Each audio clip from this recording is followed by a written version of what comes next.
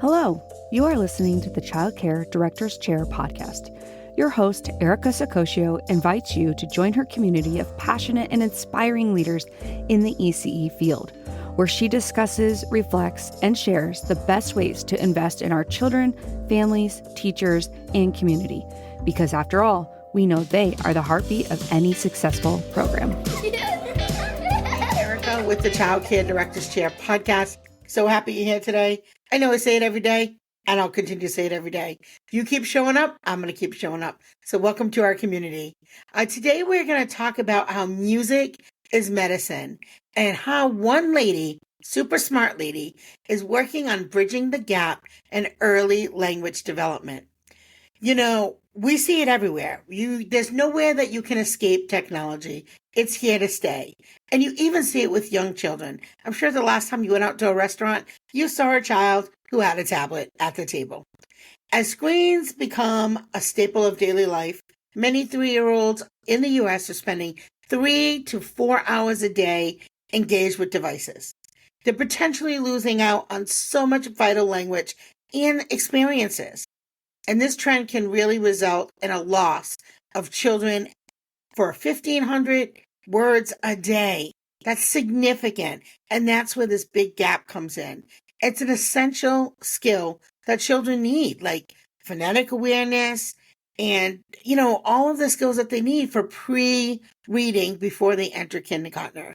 And you, as a child care owner or director, need to understand and address this issue because it's critical for our children. And a part of our jobs is making sure that our children are ready to learn. And child development is so important. And we are the educators who work with families. So we have to figure out how we can make technology, because it's here to stay, work with what we know is best practice. And so you're going to join us today as we unpack all of this screen time, what it means, how we can use it for good to foster rich language. So welcome to the show, Emily. Hi there. How are you? I'm fantastic. So Emily and I met at the FLACY conference last week in Florida, and we just immediately hit it off.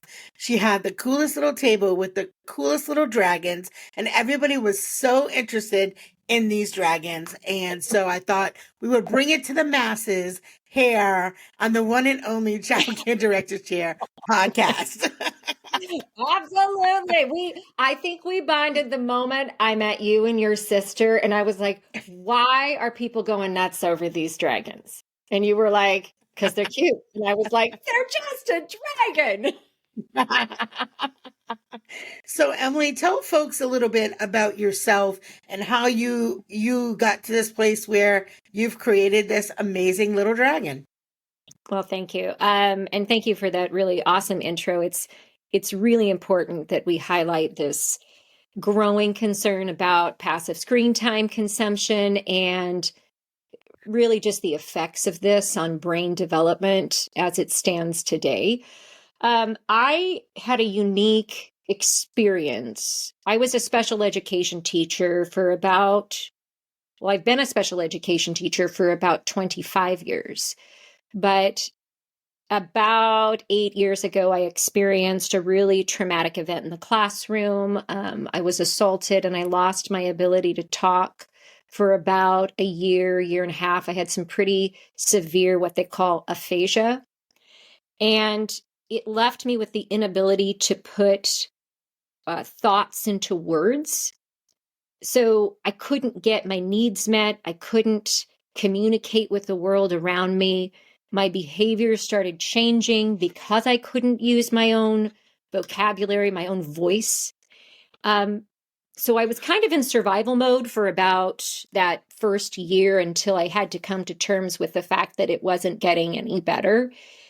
And I kind of started a quest of like how I was going to use alternative methods of therapies to get my voice back.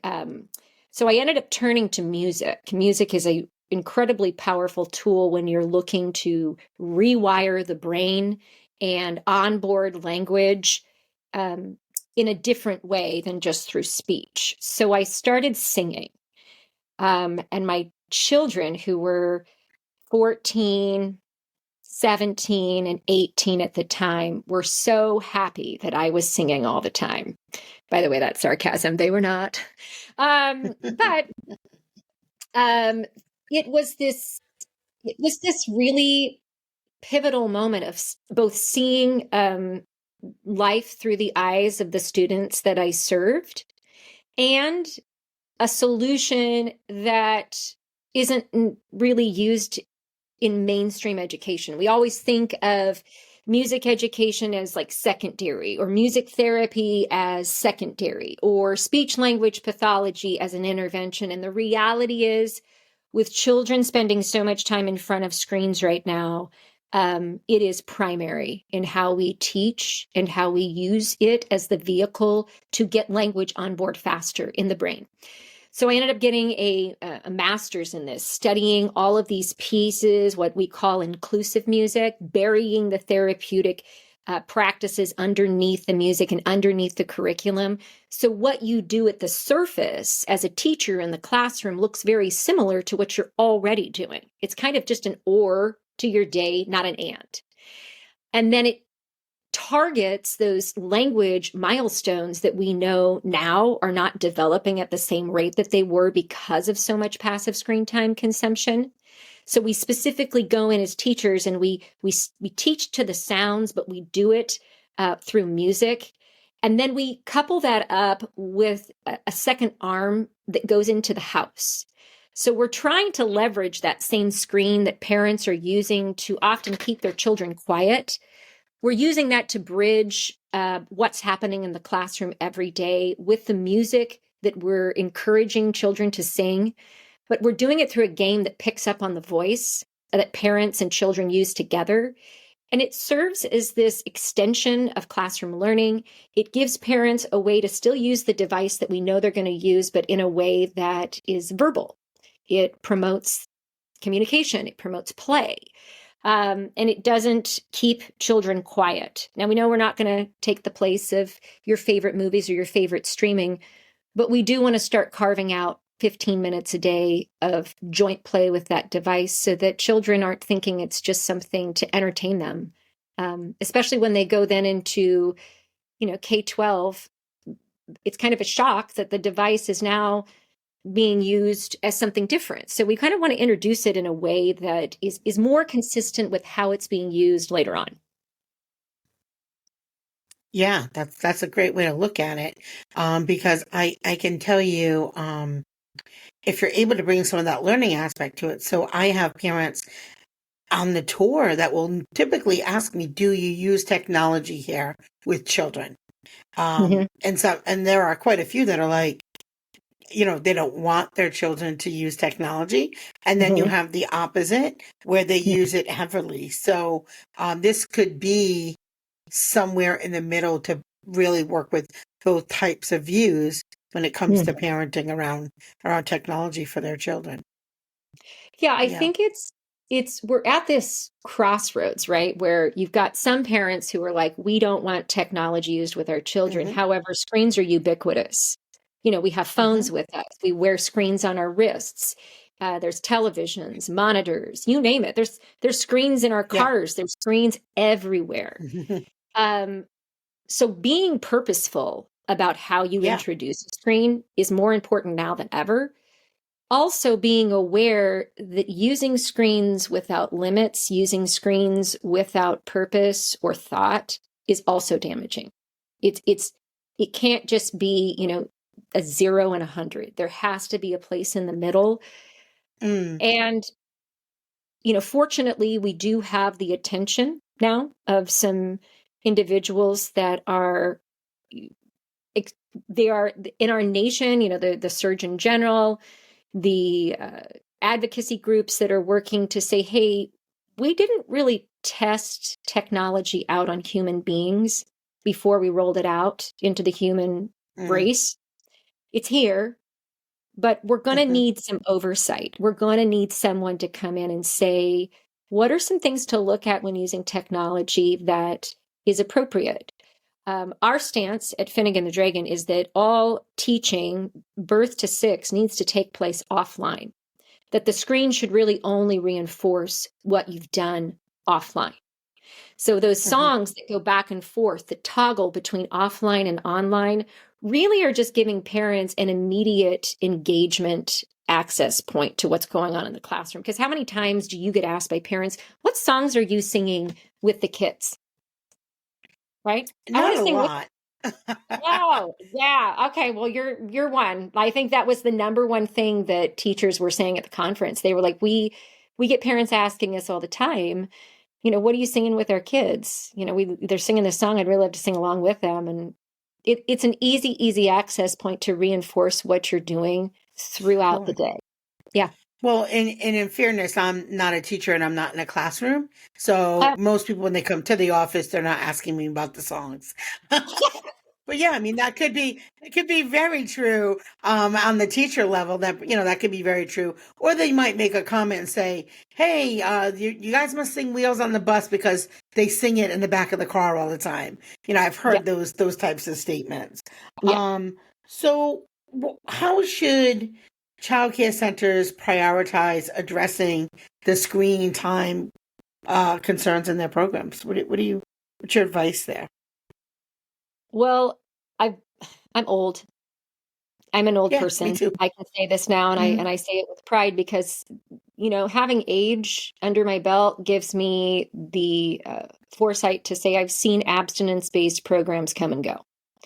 The moment that Mhm. you say always or never is the moment that a program's going to fail. And we've seen that with really almost every program that's rolled out, Just Say No, Dare, abstinence-based programs when it comes to other things. Those fail because they really don't address the root cause. They don't address the root Mhm. of the problem, which is we've really changed environments in the home in the last 50 years. We don't function the same way Mhm. we used to function in the home. Kids aren't outside playing, with neighbor kids Yeah. unattended. We just don't live the same way. Screens have Yeah. become this part of our lives because we've changed things. So the first thing we have to do is have a conversation about what does that change look like and how does that affect the body. Information is the most powerful tool when you're talking about something that is creating when it's creating problems. So if you educate people on the types of screen products that are more beneficial to their child and less beneficial, um, that's going to be number one. Number two will be having a conversation that doesn't shame parents for using the screen or shame them for being Mhm. scared of the screen and not wanting to use it. Um, Sure. it's definitely we're living in the world of unknowns. We just don't know. But having a conversation about word delays that happen because of screen use, not just a child's screen use, but yours. Communication, just basic communication activities that you can do outside of song with your child. And also, I would say not just monitoring a child's use of the screen, but your own. Like, where are the screens in your house? Do you put them away? Are there moments when you have them available? Are there moments when you don't have them available? And putting some boundaries around them. And that's I think the biggest piece of this conversation Mhm. is using discernment, having some education around what it's doing to your child's development, and then also coming up with like a reasonable plan. Okay.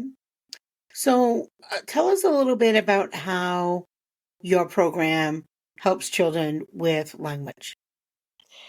So language is taking the hardest hit with screen time because to acquire speech and well, let's talk about language first. As a special Sure. education teacher, I have been corrected many times by speech language pathologists, and it's really important to understand that there are buckets to this. Speech, that's your articulation or your sounds. Yeah, there's words, that's your vocabulary, language, and then the bucket of communication, you and I exchanging back and forth. I think people hear speech and they're like, well, he can talk or she can talk, so it's fine. it's more than just that. Mm, Phonological and phonemic awareness are these pieces that are integrated into speech, language, and communication. It's more than just can you say something, it's can you remember something? Can you retrieve it and use it appropriately, a word or a sound? Are you working on developmental pieces that are too difficult for you? You know, are we working on sounds that are too difficult, or are we working on sounds that are, too easy? Finding some markers in there and having something that guides childcare providers that's typically, those types of pieces of information are typically housed in therapeutic settings. They aren't really mm, available to the public, um, because we say, typically therapists would come in and do that. Well, if a therapist is coming in, the problem is very, very large right now. In fact, the CDC lowered benchmarks in 2023 because mm. so many children were delayed. So Yeah. it wouldn't be something can be heaved upon their shoulders alone. Everyone has to take, their part in this. Hmm. But I would say that our program starts with addressing those milestones and looking at, you know, our children being exposed to the appropriate number of phonemes in the language. Are we expressly teaching those to children so that they can hear them, memorize them, use them? um, and doing so in a way that's still child-led, play-based, and not that direct instruction. We call ourselves indirect instructional teaching methods. You don't have to sing your songs and play your games at story time or around a circle where everyone is looking at the teacher and you're doing exactly what Mm, they're doing. You can do it side by side. You can do it in unstructured settings. You could be doing this during transitional times. We want to make our mm. curriculum so that it hits the niches of life, not necessarily it's a concert that you're putting on at circle time singing at children, right? Yeah. It's about engagement. It's Yeah. about getting them to sing. It's about getting them to use their motor Yeah. skills. I'm Yeah. s- I'm smiling and laughing because as you said transitions, I was thinking what a marvelous time to use music to gain attention while people are moving, people are Yeah. active, moving from one place to another. Yeah. Yeah, that would be a great place to use music for sure.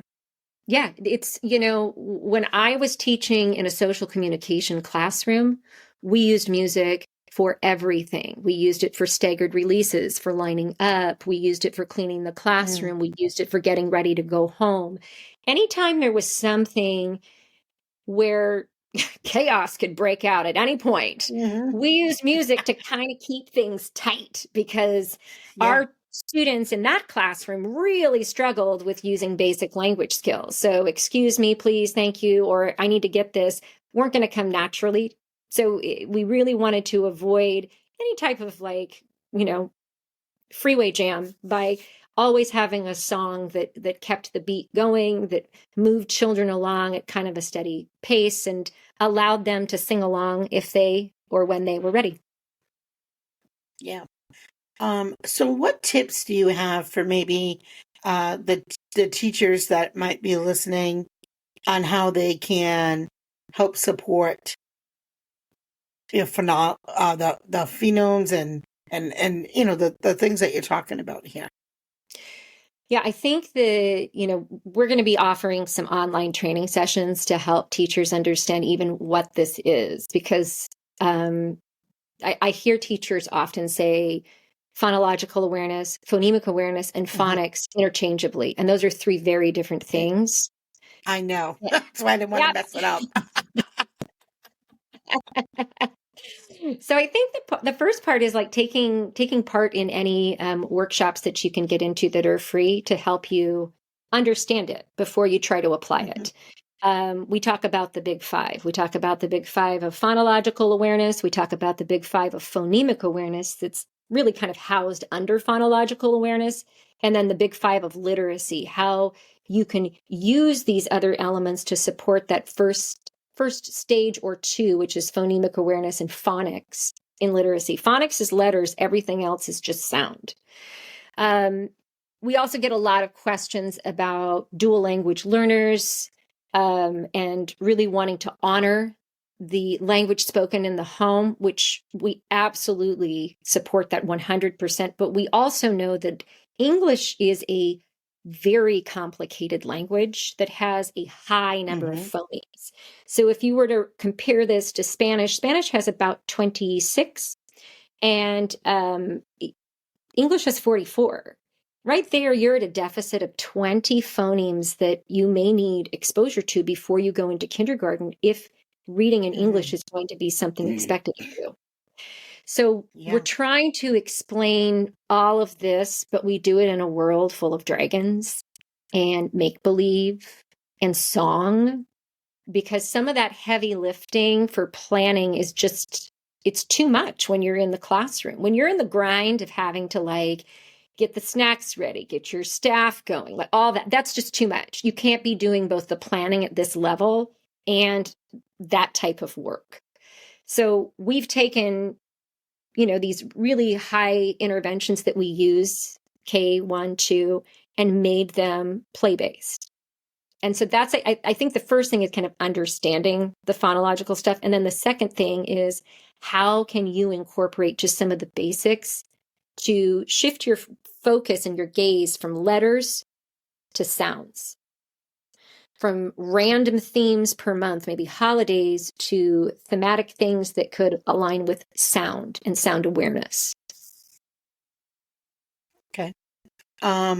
What do you think people should know on an admin level, or how can they support their staff? So you mentioned some PD.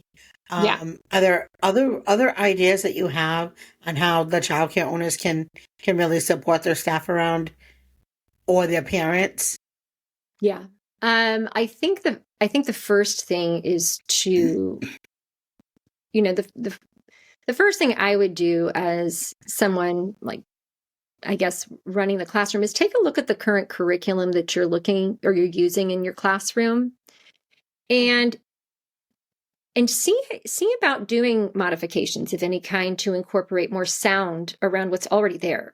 No one loves to add anything in to their staff. I mean, no one loves to retrain their Sure. staff on something new. I'd rather stick a hot poker in my eye than have to retrain something with fidelity. That's the new F word, fidelity. Like, these are children. You need to be able to have fun and you have to shift quick. So if things are requiring children to be silent too long in your curriculum, I would take a real hard look at that. If it's requiring your staff to make children sit for longer than maybe 10 to 15 minutes at a section, you got to modify and give your staff a new set of goggles to start looking at things through sound and sound play. It doesn't have to be done in a structured way. It can be done honestly while you're sitting on the floor playing with the kids. Those are my favorite times of the day. Yeah. I think it is for every teacher. It's not when you're trying to clean up and do your paperwork and get all that stuff, but those playful moments, that's when you can integrate stuff really easily. Even creating sensory bins that have onset sound, little items that are already in there. It doesn't have to just be a random theme. It can actually be based around a phoneme, and you can be focused on all of the different toys that are around the care center. Make your themes integrated in all of the areas. It doesn't have to be a structured, direct instruction moment. I think that the didactic learning, I think that's what it's called. So tell us a little bit more about your product. So if people are interested, are they able to buy it now? Like, what does that look like? Because I know you're doing some testing and stuff. So what does that look like if somebody's interested? You can buy it now. We're definitely on the market. Okay. I think that, in the last 4 weeks, things have really changed. We got as we were talking about earlier, we got a big grant from the National Institute of Health, which is like huge. I love it. We're happy Congrats. people over here. Thank you. We are happy. So we're giving everything a makeover and a once over, and adding all sorts of, especially one of the big things in the product is no prep lessons. 10-minute lessons that are no prep. They're imaginative play, or they're phoneme based or sound based. So just play-based lessons that require Zippo on the planning part. That was one of the big things we're going to be adding to it. But right now, yes, the program is pretty reasonably priced. It comes with a kit for the classroom. Some of the things are behind me. A book, the plush, a sound chart, the phoneme cards, vocabulary cards, mirrors, things that you're going to want tools to be teaching to sound. It also comes with our LMS system, which has 140 sound-based lessons. It has 14 songs on it right now. By the time, the holidays roll around, it's probably going to have about 28, which I'm super excited about. But it really gives teachers a lot of tools to be playing with sound in the classroom. And then it gives parents an online access code to download the game from Google Play or iOS. There's no link or additional app you have to get. You just have them download the game, Finnegan Sings. You give them a code and they can play with their child the same songs you're singing in class. Okay. Is there anything you want to leave with the listeners before we wrap up that I didn't ask? I think that, the biggest thing I hear from daycare owners right now is the concern of behavior, right?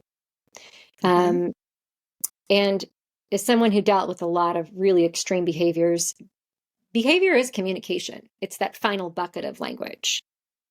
If you're not approaching speech and language in your classroom, it's going to be really difficult to get to communication. It's really going to be difficult to get to literacy. So the root cause of a lot of the behaviors you're seeing, it is speech and language. It is communication. So if you can start down the path slowly of integrating this, you're going to be ahead of the curve because the behaviors aren't going to go away. They will not just extinguish on their own. You have to kind of get in there and adjust the way in which you approach children so that you're having a more successful learning environment for everyone, teachers and students. Awesome. Emily, thank you so much. Can you leave us with contact info, socials, website? Can you leave us with that information? Absolutely. You can contact me at emily@finneganthedragon.com. You can visit our website at finneganthedragon.com, soon to be singtoread.com. So you can look for that switch. It's a little more specific when we give what we do in the title. And then you can also follow us on Instagram or Facebook. We're not huge social media people because we really spend a lot of time with other people's children. So we try to be kind of careful with that.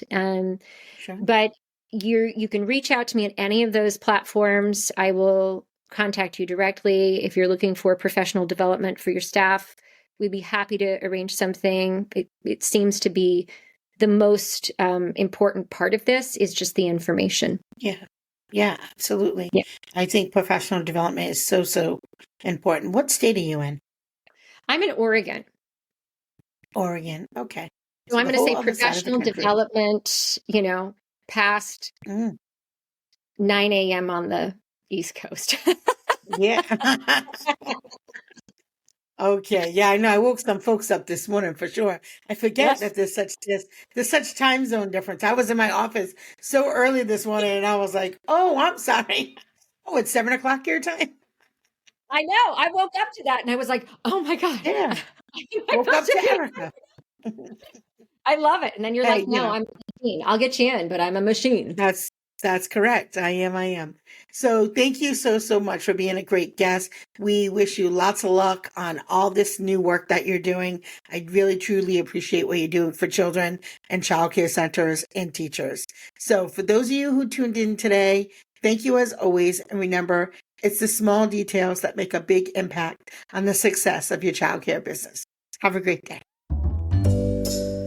Well, all the cute little kiddos have been picked up and it's time to go home. And that'll do it for another episode of the Child Care Director's Chair.